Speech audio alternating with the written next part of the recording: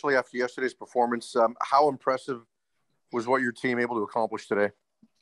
Well, I was pretty proud of them. And yeah, it was, I thought we played a 60-minute game. I mean, we backed up a little bit in the third period, but one of those bend and not break type situations. And, but I mean, everybody did their job. And when they do their job and the power play is working, you're going to have some success.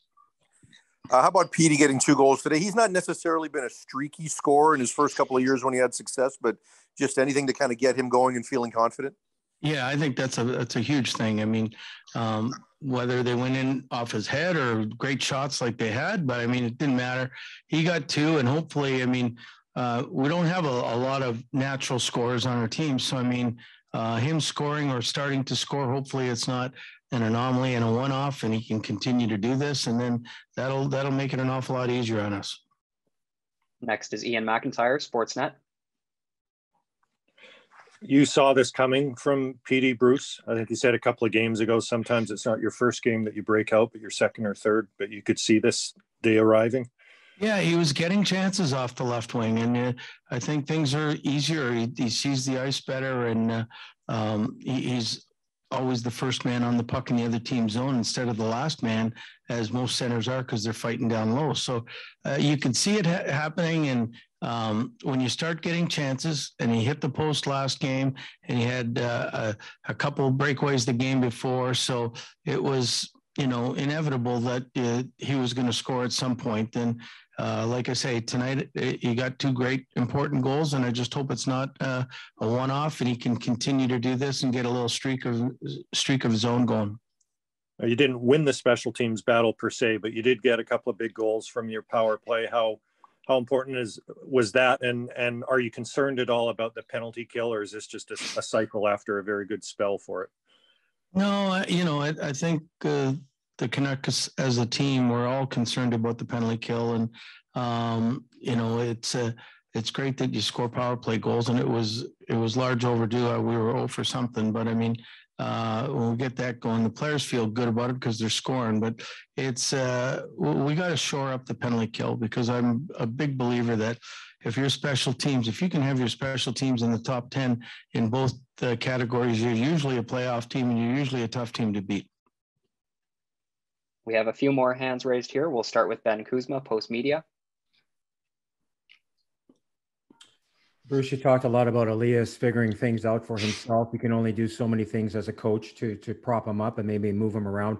I'm wondering about his second goal, Bruce. I mean, the first one was that natural skill, but the second one showed that moxie to hang around, to hold your ground, to get your own rebound and put it in from a weird angle. And a lot of that is creativity. How much did that second goal maybe speak of his total game? I mean, we always talk about the shot, but we know where today's game is played around the net. Well, I mean, that's one of the reasons that, he got 40, and he was Rookie of the Year because of his moxie and his intelligence. It's, when he's got the puck, whether he's behind the net or at the side of it, he's always looking for the angle or the advantage. And I've seen him do that a few times in the short tenure that I've been here, not to the success that he had tonight, but he's one of those guys that he doesn't give up on the puck in the offensive zone. And he's just a smart offensive hockey player. What's impressed you the most, Bruce? I mean, you inherited a new player who's struggling, who won a Calder Trophy. Was it his willingness to stay after practice, or just his attitude? What's impressed you through this tough goal for him? His stick-to-itness, like he's a confident player. But I mean, it's not easy to keep your confidence when every day media wants to talk about you, and you're seeing it on TV, you're hearing about it on the streets, and because when you're a really good offensive player like PD is, I mean, you think about it almost all the time, and so to stay with it, and to keep going at it is a tough thing. I would have found that it would have been a pretty difficult thing for a normal guy to constantly be asked what's going on, what's wrong, and to stick to it. But he's been able to block the noise out and keep working at it. And just before, unfortunately, that he got COVID, that, I mean, he was our hardest worker in practice, and he wants to be the best, and you can see it out there, and that's why he's working hard right now. We'll move along to Thomas Drance, The Athletic. Bruce, I know there's been a lot of discussion about your defense over the course of this road trip, but it looked like Tyler Myers and Oliver had a pretty solid game, playing a lot of minutes against the Ovechkin line 5-on-5. What did you think of their shutdown effort tonight? Well, I think they did great. I mean, it's almost impossible to totally shut down Ovi. I mean, Demmer had a lot to do with that. He had some great looks at times, but I thought they played big. And against the Capitals, you have to play big because they're a heavy team and they're a hard to handle team. And I thought Tyler and both Oliver did a really good job playing against that line all the time. Regarding Connor Garland being added to the COVID protocol, are you able to walk us through the timeline with him from Saturday morning through to when he's added onto COVID protocol? And additionally, with him and Yaroslav Halak both on protocol, is there any worry that they might experience a similar type of issue crossing back over that your previous players, Dowling and Besser and Dickinson, all did? Well, I mean, I'm not the border agent, so I have no idea what the process is. I know he's staying here for 5 days, and then we'll figure it out. And the process from Saturday morning, he had actually in his first test yesterday tested positive. Then he had a couple negatives, so he was allowed to play. And then today it was just positive. I think he did 3 tests and wasn't able to play. But I mean, it's just seems like it's one a day with our group, and it's unfortunate, but I mean, when those things happen, I mean, it's great that you can gut it out and have a win. So, I mean, it's tough on Connor, and it's tough on the team because all the lineups changed at what we found out like 2 minutes before warm-up maybe, and that it was official. So that was the end of that. So we'll see. Next up is Tom Galiti, NHL.com. Hey, Bruce, you were talking before the game about the importance of these last 2 games of this trip. After getting this one under your belt today, how important, or what could it do for your team going home if you get another win on Tuesday in Nashville coming out of this? Well, I think it'll do a lot for us. I mean, the confidence will definitely be brewing. We can't wait to get back in front of our fans. And, you know, this is 9 games on the road in a row. It's not an easy stretch. And to stay at 500 or hopefully be above 500 on that, and it keeps our nose above water. And there's going to be stretches during the last half of the year that, you know, we'll be at home for a while, and maybe we can make up a lot of ground like we did when I first started getting here, and we had those home games. So it's a big game. It would be a great way to end the trip. We wouldn't even remember the first 3 games. So we'll look forward to it on Tuesday. And you mentioned Ovi. He always seems to score against you for some reason. Were you thinking this is going to be one of those nights again when he scored? Yeah, and I wouldn't look at him, and he was looking right at me, and I said, no more.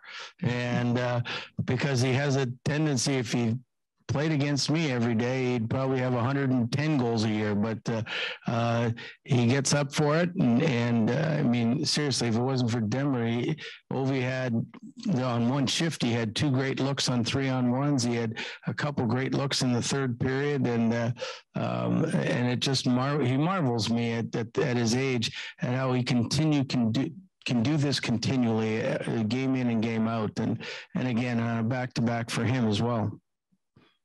Next up, we'll go to Stephen Wino, Associated Press.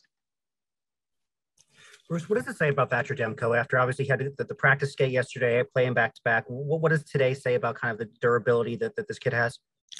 Well, it's like the more he plays, the better he gets. And I really thought he was going to have a good game because he's finally got back into a rhythm. I mean, he wasn't supposed to play yesterday, and when Yarrow came down with it, he had an hour. We forget at 9 a.m. He had an hour of practice, you know, and so I mean, he was a little fatigued, but he's got great mental toughness for a goaltender, and if he can get into that groove that he was in before the break that we had, then you know, I mean, we're looking good, I think. And lastly, here we'll go to Rob Simpson, Vancouver Hockey Now. Hey, Gabby, can you talk about some of your, maybe it's subtle or direct messaging kind of late in the game? You know, you're still pinching. You got a single D-man out for the power play until the defensive zone draw, and you got the third or fourth line out on the power play. I mean, you were able to send some subtle messaging there, I would think, in terms of what you're trying to do. Well, we're playing to win. You know, we don't want to back in and or back up, and it's great to defend, but when you're playing a really great offensive team, if you play in your zone all night, you're gonna get scored on. As far as that second unit in the power play, I mean, I thought you know that they would be. It was 26 seconds, I think, and when they went out there and thought that the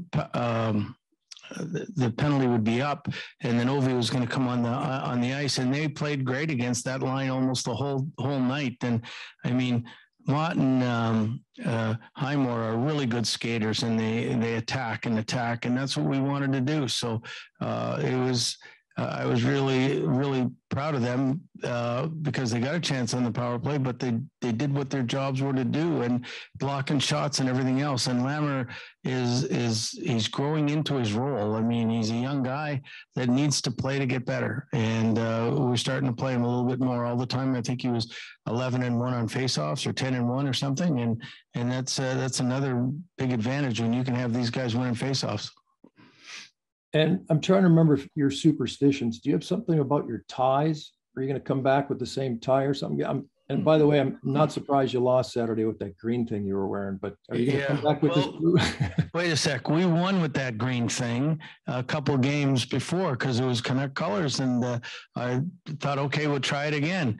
It didn't win, so we won't see that for a while, but I'm sure you're going to see this tie again on Tuesday.